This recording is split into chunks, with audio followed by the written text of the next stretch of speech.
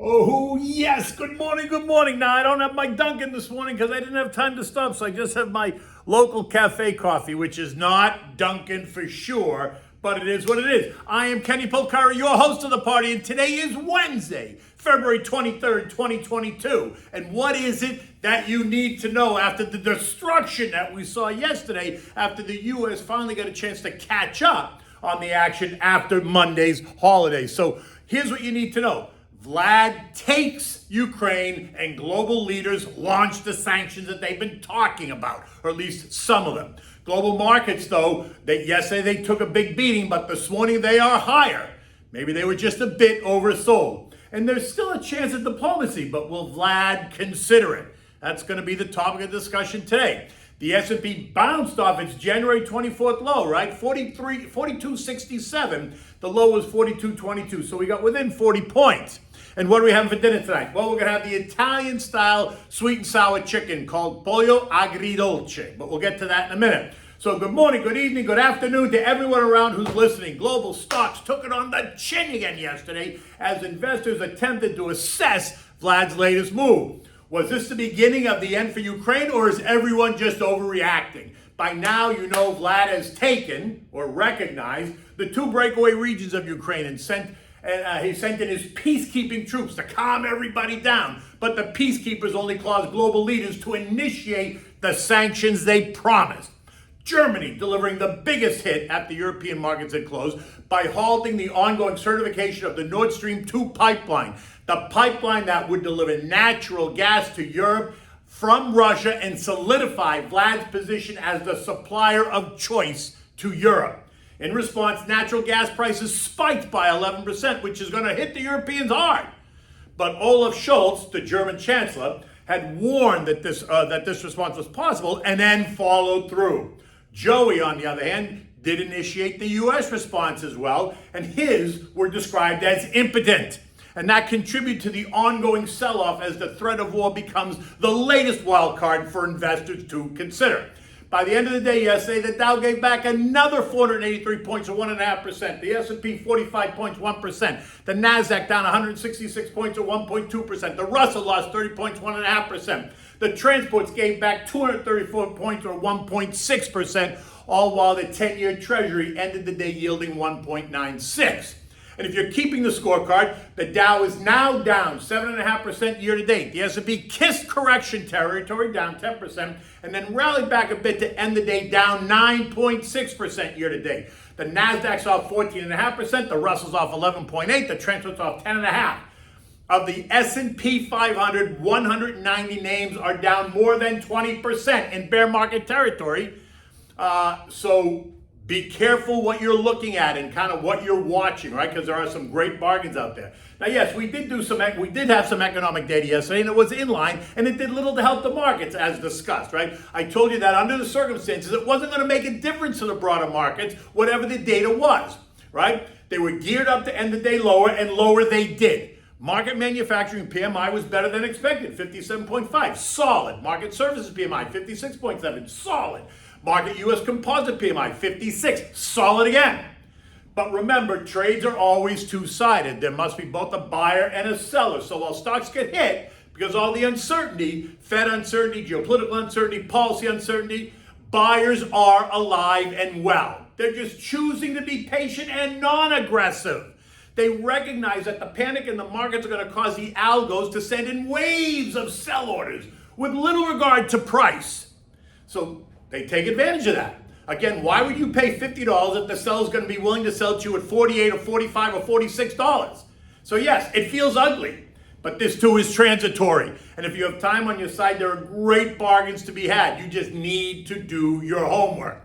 Now, there wasn't one sector that got spared yesterday, right? Everything was down. Consumer discretionary XLY continues to get slammed down 3% yesterday alone. Basic materials down 1.5%, energy down 1.6%, tech down 1%, communications down 1%. Even the value trade got hit kind of hard, down 0.8%, as the tone was just to throw everything out the window. Now, if you played it from the short side, you won. DOG was up 1.5%, SH up 1.1%, PSQ was up 1%, and the SPSX, which is the 3 times levered, was up 3%. So if you played it hedged, then you really ended the day kind of flat, and that's a win. Okay, so this morning the tone is clearly different. Global markets are all higher. U.S. futures are up. Dow futures up 175. S&P's up 27. NASDAQ up 135. Russell up 14. Asian markets ended the day up between 0.6% and 1%. European markets are up nearly 1% across the board as their trading day gets underway. Analysis of the first round of sanctions continues. Joey assuring us that his first response was not his final response, while European leaders are doing the same.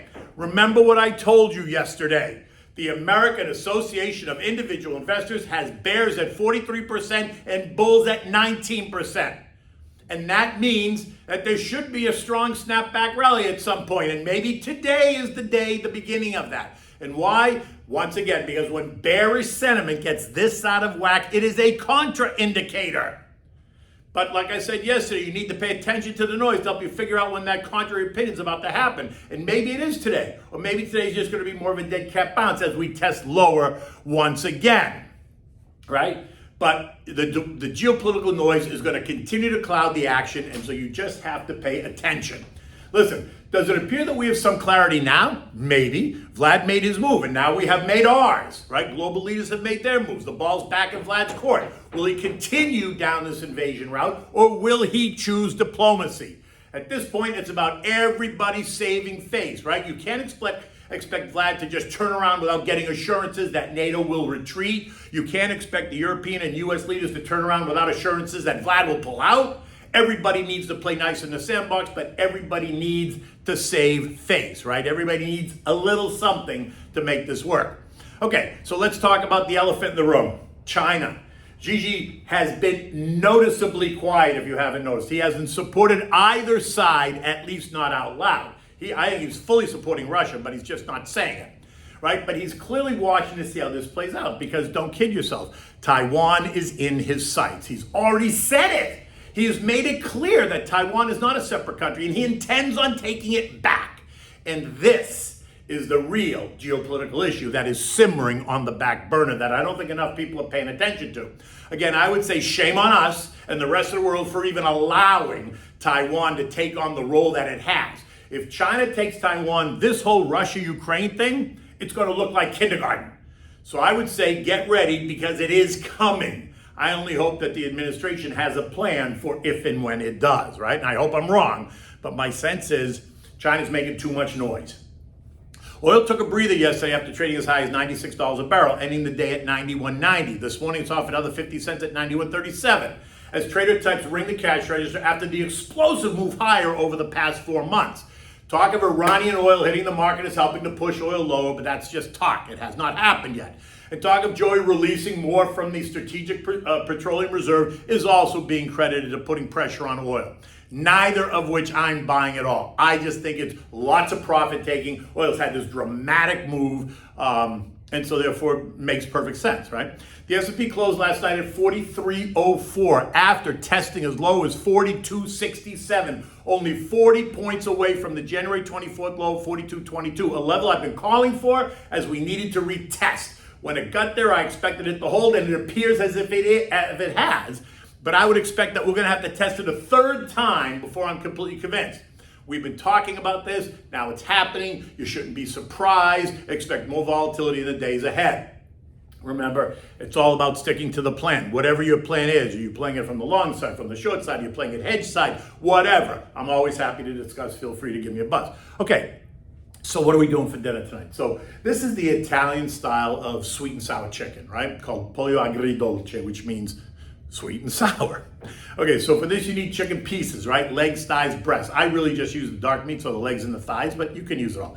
Olive oil, salt and pepper, diced onion, chopped carrots, chopped celery, plenty of sliced garlic cloves. You need a quarter cup of sugar, 1 cup of Chianti, half a cup of red wine vinegar, and a half a cup of orange juice with the pulp. You want sliced almonds, those are optional. You want to season the chicken pieces with salt and pepper. You want to set them aside. In a heavy frying pan, you want to heat up some olive oil, right? Put it in the pan, heat it up. Brown the chicken pieces on all sides, right? Get it nice and brown, and then just remove it and set it aside. Now to that same pan, you want to add the garlic, the carrots, the celery, the onion. Saute all that for 10 or 15 minutes on medium heat. Now add the sugar, the wine, the vinegar, the orange juice, and the almonds if you're using almonds. Bring all that to a boil. Add the chicken back, skin side up, right? Turn the heat down to simmer, put the cover on, and let it simmer for about 30 minutes. Now, remove the chicken and place it on a platter when it's done, right? Turn the heat up to high now, leaving everything else in there, and stir it until it becomes nice and thick. Not long, it might take you 5 or 6 minutes, whatever you want to taste it. You want to make sure it's right. Adjust the seasoning with salt and pepper if you have to. And now spoon that sauce over the chicken pieces in the middle of this presentation plate.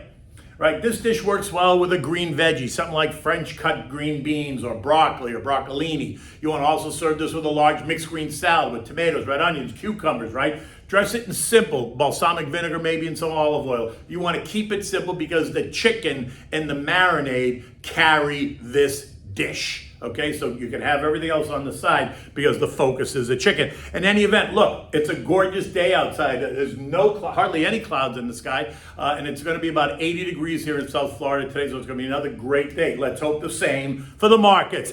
In any event, take good care, and I'll see you tomorrow morning.